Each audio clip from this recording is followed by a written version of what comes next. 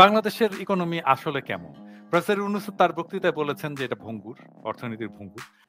এই ভঙ্গুর অবস্থার পেছনে দায়ী হচ্ছে 1970-71 সাল থেকে যে পর্যন্ত আমরা ব্র্যাটন উডস সিস্টেম যেটা বলি, সেটা হচ্ছে ডলারের মাধ্যমে বিশ্ব বাণিজ্য চলবে এবং সেই ডলারের একটা গোল্ড ব্যাকিং ছিল। সেই গোল্ড ব্যাকিংটা 71 থেকে আর নেই। নিক্সন সেই ইউএসএ যে প্রতিজ্ঞা ছিল যে তারা ডলারকে স্টেবল রাখবে, সেই স্টেবল রাখবে থ্রু গোল্ড ব্যাকিং, সেটা তারা রাখতে রাজি না। যার ফলে আমরা এখন একটা নন সিস্টেমের মধ্যে আছি। নন সিস্টেমের মধ্যে থাকাতে আমাদের আস্থা ধীরে ধীরে বিশ্ব অর্থনীতির প্রতি আমাদের আস্থা হারিয়ে ফেলেছি আমরা। তারপরে যেটা হয়েছে সেটা হচ্ছে আপনার এই যে ডিরেগুলেশনগুলি যে হয়েছে, বিশ্বে যে বিভিন্ন ডিরেগুলেশন হয়েছে, সেখানে আর এখন পুঁজি যে পুঞ্জীভূত হয়েছে, ধন পুঞ্জীভূত হয়েছে, সেখানে আপনার এই যে মাল্টি ন্যাশনাল কর্পোরেশনগুলির ক্ষমতা অনেক বেড়েছে। ডিরেগুলেশন বলতে আপনি কি বোঝাচ্ছেন? এই যে রাষ্ট্রের যে আগে একটা নিয়ন্ত্রণের যে একটা ক্ষমতা ছিল, সেই ক্ষমতাকে অনেকটা খর্ব করা হয়েছে। ক্ষমতাগুলোকে খর্ব করেছে কর্পোরেটগুলো, তাদের অধিক। এখানে যেটা হয়েছে, প্রথমে হয়েছে বিজাতীয়করণ, প্রাইভেটাইজেশন হয়েছে। আপনি যে জাতীয় সম্পদ গত 100 বছর 50 বছর ধরে যেটা সৃষ্টি করেছেন, মনে করেন আপনি এই যে ইলেকট্রিসিটির ইনফ্রাস্ট্রাকচার, রেলওয়ে ইনফ্রাস্ট্রাকচার, পোর্টের ইনফ্রাস্ট্রাকচার, এগুলো তো জনগণের সম্পদ। এই সম্পদগুলোকে রাষ্ট্রই এটা তৈরি করেছে, রাষ্ট্রের এই সম্পদ, এবং এটা থেকে আয় যেটা সেটা রাষ্ট্রেই যেত, এবং সেই দিয়ে মানুষকে আপনি সেবা দিতেন। এখন সেই সম্পদ, রাষ্ট্রীয় সম্পদ, জনগণের সম্পদ আমি বলবো, সেই সম্পদগুলিকে আপনি বেসরকারি খাতে ছেড়ে দেওয়া হচ্ছে। ছেড়ে দেওয়া হয়েছে কি মানে কি আপনার অত্যন্ত নিম্ন প্রাইসে এগুলিকে বিক্রি করেছে। বিক্রি করে হয়তো প্রথম বছর আপনি আমরা যে গল্প পড়েছিলাম যে সোনার ডিম পাড়া যে গুজ, তাকে আপনি একদিনে সব সোনার ডিম নিবেন, সেজন্য সোনার গুজকে আপনি জবাই করে দিলেন। হ্যাঁ, সোনার হাঁস।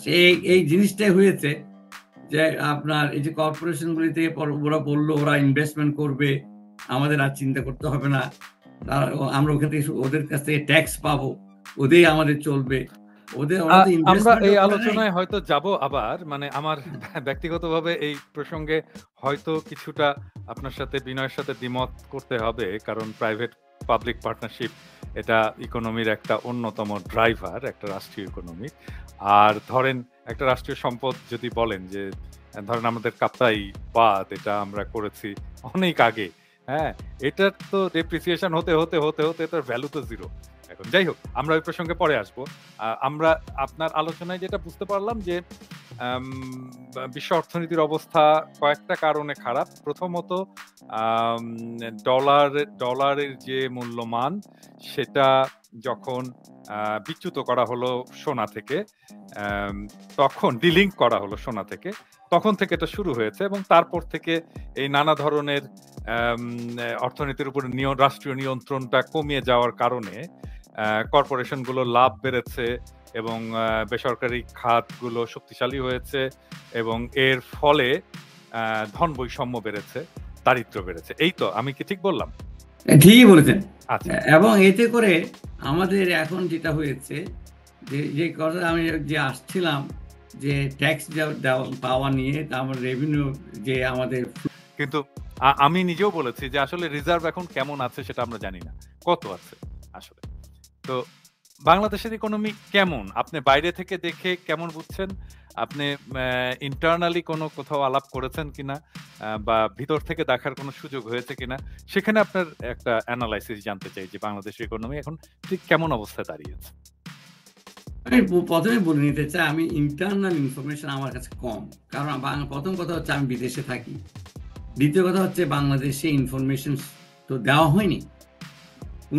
2016 সাল থেকে ট্রেড ফিগার আপনার বাংলাদেশ ব্যাংক থেকে ট্রেড ফিগার দেয়নি, আর আমরা বাংলাদেশ যে ব্যুরো অফ স্ট্যাটিস্টিক্স আমরা কোনো ট্রেড ফিগার পাইনি।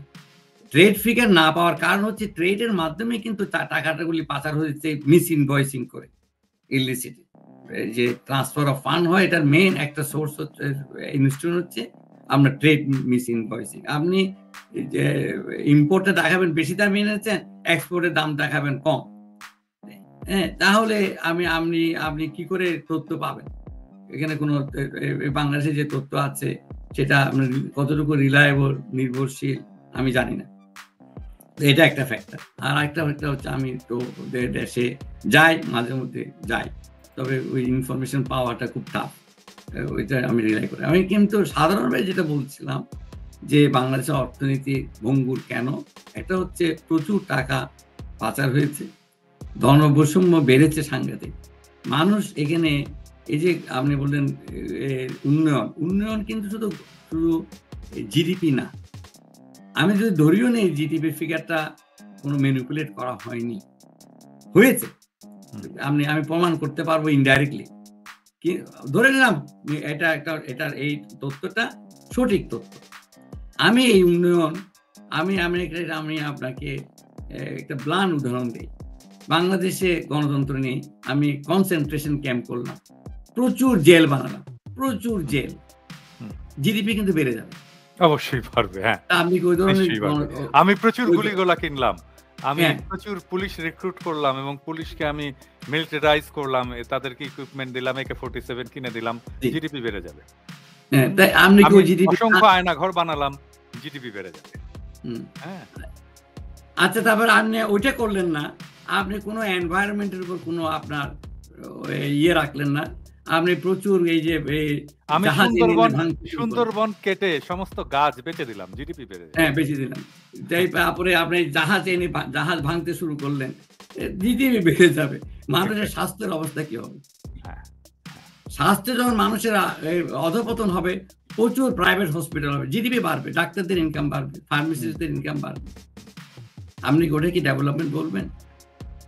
এই জায়গাটায় আমি আপনার এক্সপার্টাইজের এরিয়া আসতে চাই, এবং আমি জানি না আনিস ভাই আপনি জানেন কিনা, মানে আমি পিএইচডি করছি ওখানেই, সাস্টেনেবিলিটিতে।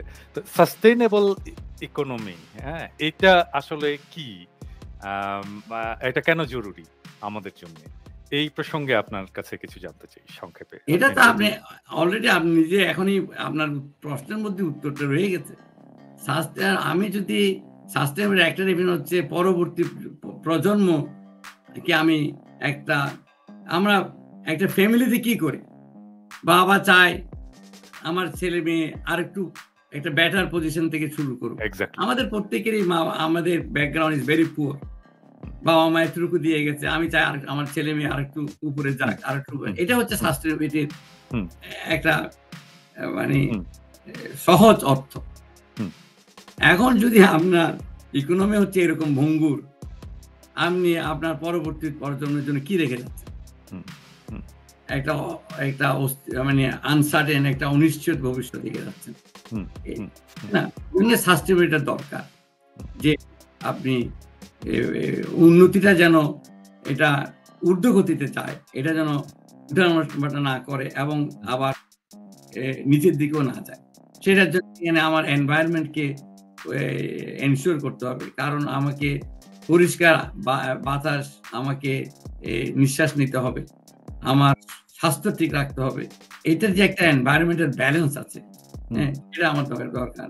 আমি তখন যে ফ্লাড হচ্ছে, এটা আমরা যে উপর থেকে পানি আসছে, নিচের দিকেও আমরা যেগুলি করেছি, নদী নালা ভরাট করে বাড়িঘর করে ফেলেছি, ওখানে আমরা অপরিশোধিত বর্জ্য আমরা দিচ্ছি, এগুলোতে করে পশু বাড়ছে, নদীর নাব্যতা কমে গেছে, চর পড়ে গেছে, যার কারণে আমরা ফ্লাডে আমাদের ক্ষতি হচ্ছে। এগুলো আমার তো আপনি বুঝতেই পারছেন। আমি কি এটাকে এইভাবে বলতে পারি আনিস ভাই, যে আমরা যা কিছুই উৎপাদন করি না কেন, ধরা যাক আমি একটা কাপড় উৎপাদন করব, তো সেইটার কাঁচামালটা তো আমাকে নিতে হবে প্রকৃতি থেকে, আমাকে তুলা উৎপাদন করতে হবে, যেটা যেভাবেই হোক আমাকে রেশম উৎপাদন করতে হবে, আমি প্রকৃতি থেকে আমার কাঁচামালটা নেব। এটা উৎপাদন করার জন্য আমার শুধু কাঁচামাল তুলাই লাগবে না, এটার জন্য পানি লাগবে, এটার জন্য বিদ্যুৎ লাগবে। হ্যাঁ, তো এই সবকিছুই আমি নিচ্ছি প্রকৃতি থেকে, বিদ্যুৎও আমি প্রকৃতি থেকেই নিই আলটিমেটলি। তো এখন হচ্ছে কি যে প্রকৃতির যে রিসোর্স, প্রকৃতির যে সম্পদের যে ভান্ডার, সেই ভান্ডারটা লিমিটেড, এটা অসীম না। হ্যাঁ, তো এখন প্রশ্ন হচ্ছে আমি আমার ইকোনমিক ডেভেলপমেন্টের জন্য প্রকৃতির ভান্ডার থেকে আমি কতটুকু নেব। এটা যত কম নেওয়া যায়, কম নিয়ে কত ম্যাক্সিমাম বেনিফিট, আমি কত ম্যাক্সিমাম ইকোনমিক ডেভেলপমেন্ট করতে পারি। আমি কেন কম নেব? কারণটা হচ্ছে আমি যদি ওখান থেকে বেশি নিই, তাহলে আমার ছেলে মেয়ে, আমার নাতি নাতনি, আমার ভবিষ্যৎ প্রজন্ম ওখান থেকে কি নেবে? না, আমার জিনিস তো শেষ হয়ে যাবে। এইভাবে বললে কি? না, এটা ঠিকই বলেছেন আপনি। আবার প্রকৃতি থেকে লিমিটেড হলো প্রকৃতি রিজেনারেটও করে। আচ্ছা, হ্যাঁ, রিজেনারেট করে, কিন্তু আমার নিতে হবে দুইভাবে। যতটুকু নেওয়া, আপনি এটা বলেন মিনিমাইজ করে নেওয়া, আবার টু এনশিওর আপনার রিজেনারেশন। আমি যদি আপনাকে একটা এক্সাম্পল দিই, যে স্লেভারি টাইম, স্লেভরাদেরকে আমি যদি স্লেভের ওনার হই, আমাকে এনশিওর করতে হবে ওই স্লেভটা কালকে যেন আইসে কাজ করতে পারে। আমি ওকে শোষণ এমন যদি করি সে মরেই গেল, তাহলে কালকে আমার মাঠে কি কাজ করবে? তাই না? সেই জন্য স্লেভারির মধ্যেও একটা মানবতাবোধ থাকতে হবে। সেটা হচ্ছে কি, মানবতাবোধ বলবো না আমি, তার প্রয়োজনেই সেই স্লেভকে অন্তত পর্যাপ্ত খাওয়াটা দিতে হবে, বাঁচিয়ে রাখবে। আর মাঝে মধ্যে দুই একটাকে মেরেও ফেলবে, যেন ভয়ে থাকে, অন্যরা যেন বিপ্লব করতে না পারে, গ্লেডিয়ারের যুদ্ধ দেখাবে। যাই হোক, এটা তো অন্যদিকে আমি let's not go into the lefty discussion. আচ্ছা, না আনিস ভাই, আরেকটা জিনিস প্রকৃতি এবং সেখানে সাস্টেইনেবলের মধ্যে আরেকটা জিনিস হচ্ছে সবচেয়ে যেটা আমার জানতে হবে, সেটা হচ্ছে ইনইকুয়ালিটি, বৈষম্যটা কিন্তু সাস্টেইনেবিলিটিকে আঘাত করে। আমি আপনাকে কিছুক্ষণ আগে এই যে ডেমোক্রেটিক রাইট, এগুলি ইম্পর্টেন্ট, এগুলি কিন্তু ইকোনমিক না, অ্যাপারেন্টলি সামাজিক, রাজনৈতিক, এগুলি কিন্তু আপনার সাস্টেইনেবিলিটির জন্য ভীষণ প্রয়োজন। পিনাকি ভট্টাচার্য বাংলাদেশি ব্লগার, লেখক ও মানবাধিকার কর্মী। পিনাকি ভট্টাচার্য জন্ম 15 ডিসেম্বর 1967, ফ্রান্সে বসবাসরত একজন বাংলাদেশি শরণার্থী, অনলাইন অ্যাক্টিভিস্ট এবং লেখক ও চিকিৎসক। তিনি 2018 সালে নিরাপদ সড়ক চাই আন্দোলনের সময় আত্মগোপনে থেকে আলোচিত ছিলেন। এছাড়াও তিনি আওয়ামী লীগ সরকারের কট্টর সমালোচনাকারী হিসেবে বিখ্যাত। বাংলাদেশের রাজনীতির ইতিহাস, মুক্তিযুদ্ধ এবং অন্যান্য বিষয়ের উপর তার 18টি গ্রন্থ রয়েছে।